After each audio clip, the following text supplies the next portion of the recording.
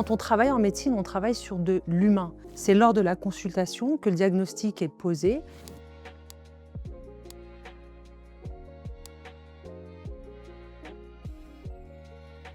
Bonjour Dr Hari, Bonjour Karima, bienvenue dans notre premier épisode Skincast. merci de me recevoir.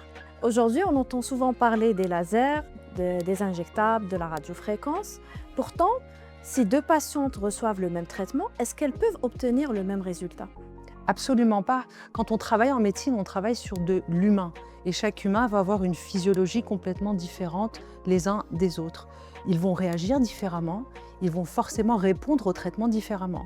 Tu peux avoir des patients qui vont répondre vite et beaucoup, et d'autres qui vont répondre beaucoup plus lentement. Il faut prendre en considération l'âge, le mode de vie, l'hygiène de vie et d'autres paramètres. Donc finalement, tout commence avant le traitement lui-même? Bien évidemment, c'est lors de la consultation que le diagnostic est posé et finalement, c'est à ce moment-là qu'on va mettre en place un protocole de traitement. Parlons du coup, pourquoi est une zone souvent très compliquée à traiter, docteur? Elle est souvent difficile à traiter parce que déjà, elle est peu souvent la priorité des patients.